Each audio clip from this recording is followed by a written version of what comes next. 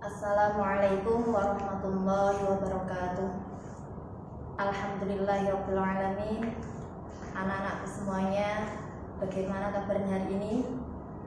Alhamdulillah, kabar kita baik ya.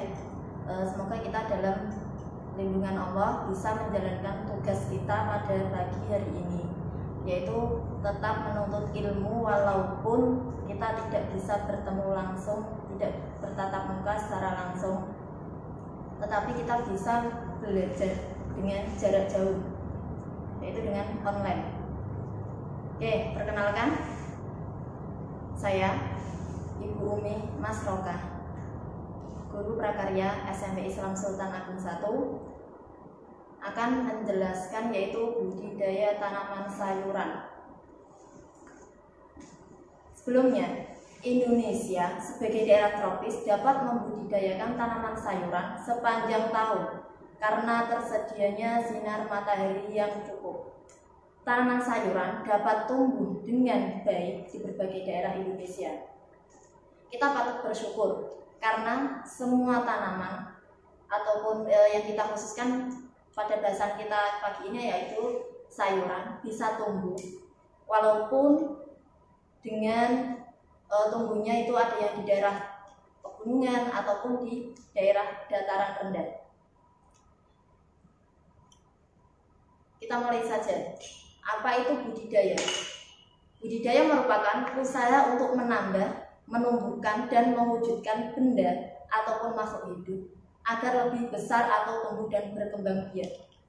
Sedangkan sayuran merupakan bahan pangan asal tumbuhan yang mempunyai kadar air dan serat tinggi.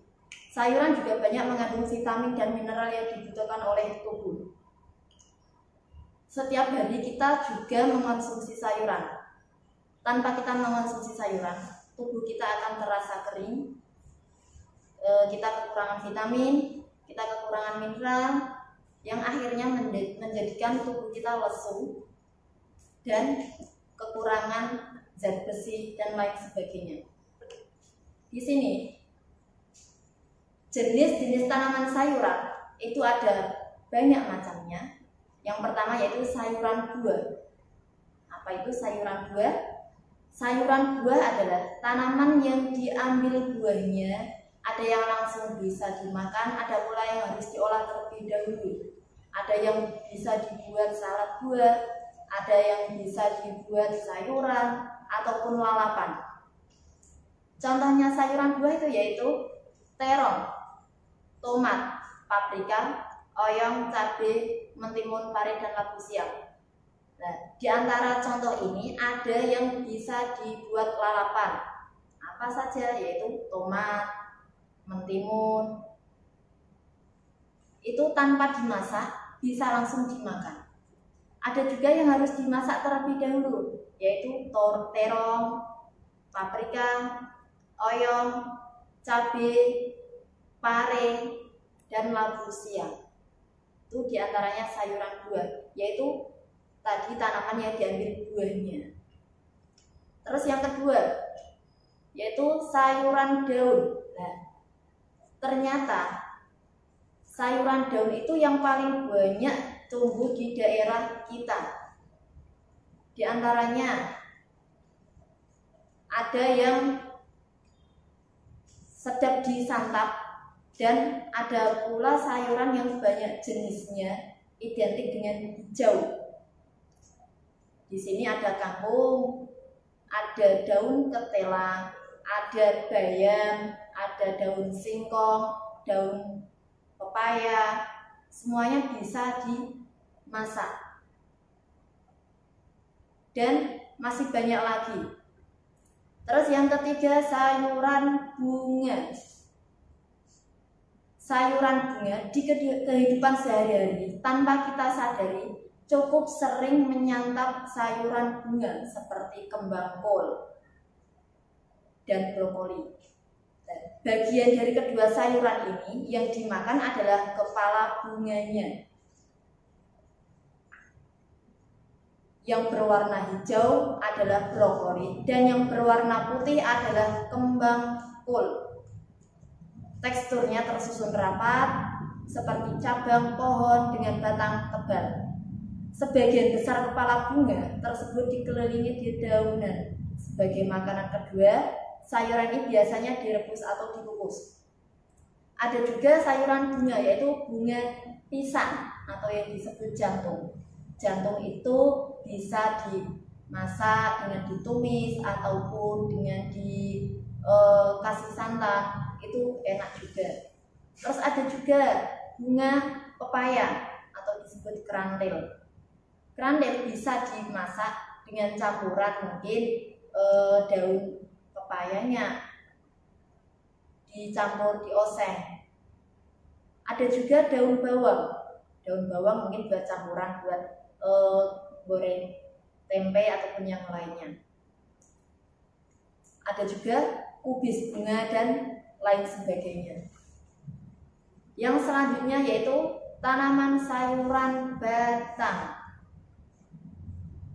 Umumnya dimanfaatkan batang yang masih muda, sehingga sangat sedap ketika diolah menjadi berbagai macam makanan. Karena batang yang muda ini biasanya teksturnya tidak terlalu keras, sehingga memakannya pun mudah.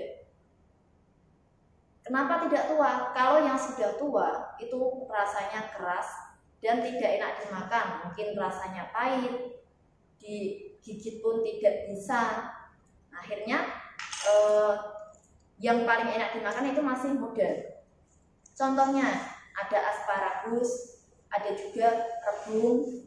Nah, rebung atau yang kita kenal itu dengan anaknya dari bambu, kalau orang desa mengatakan, itu ternyata banyak juga manfaatnya untuk kesehatan. Enak juga dimakan dan banyak laku di pasaran juga. Yang selanjutnya yaitu jenis tanaman sayuran biji. Dinamakan sayuran biji karena bagian utama yang dimakan adalah bijinya. Sayuran biji kebanyakan datang dari jenis kacang-kacangan seperti kacang polong, kacang panjang, buncis, kacang merah, kacang kedelai. Kita sering menjumpainya di kehidupan kita. Kacang panjang di pasaran juga banyak, kacang buncis juga banyak. Dan kacang-kacangan dapat dikatakan baik jika kulit kacang belum berkerut. Biji kacang tidak menonjol pada kulitnya dan terlihat segar. Pada intinya, sayuran biji ini dikatakan baik atau yang masih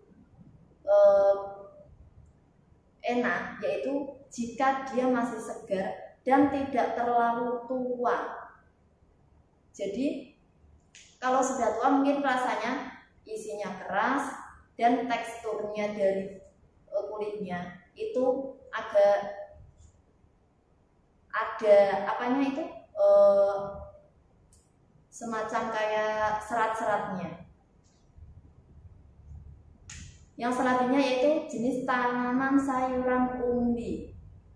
Nah, di sini sayuran umbi itu ada dua, yaitu umbi lapis dan umbi biasa. Yang sayuran umbi biasanya umbi yang tumbuh di dalam tanah. Nah, dikatakan baik apabila ukurannya cukup besar, belum tumbuh tunas dan tidak memiliki bagian yang belum busuk. Contoh yang umbi yaitu wortel. Wortel itu hidupnya di dalam tanah, kentang, terus singkong, terus talas, dan lain sebagainya. Sedangkan yang umbi-umbi lapis, ada bawang merah, ada bawang putih, ada bawang bombay. Nah, kita sering menggunakan kalau kita masak, tidak menggunakan bawang, rasanya ada yang kurang, karena bawang ini sebagai pelengkap juga dalam masakan, tidak hanya sebagai sayur.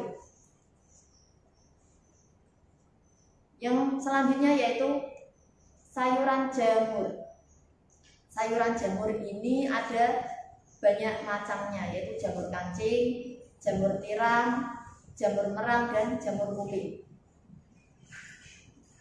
Ini semuanya kalau orang yang suka makan jamur, bila disuruh milih antara jamur dengan ayam, pasti dia lebih memilih jamur karena enaknya itu melebihi dari ayam.